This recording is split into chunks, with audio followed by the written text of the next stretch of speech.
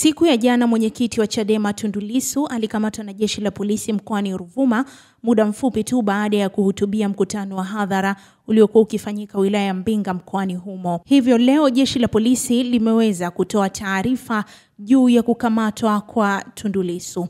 Taarifa ya jeshi la polisi inasema jeshi la polisi mkoa wa Ruvuma linaendelea vyema na majukumu ya kusimamia sheria za nchi katika kuhakikisha usalama wa raia na mali zao. Jeshi la polisi mkoa wa Ruvuma linapenda kutoa taarifa ya kukamatwa kwa mwenyekiti wa Chama cha Demokrasia na Maendeleo, ndugu Tundu Antipas Lissu mnamo tarehe 9 mwezi wa 4 mwaka huu 2025 katika mtaa wa Soko Kuu wilaya ya Mbinga.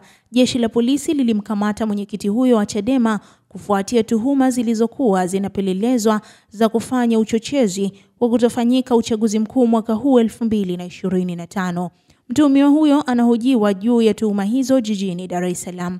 Jeshi la polisi mkoa wa Ruvuma linatoa onyo kwa vyama vyote vya siasa kutoa maneno ya uchochezi, kashfa kwa polisi na serikali au viashiria vyovyote vya uvunjifu wa amani katika kipindi hiki cha kuelekea uchaguzi mkuu, na atakayebainika kufanya hivyo atashughulikiwa kwa mujibu wa sheria.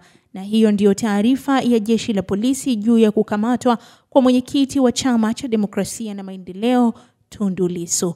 Hii ni Uhondo TV, mimi ni Nuru Mangi, endelea kuwa karibu nasi ili kuendelea kupata habari zaidi.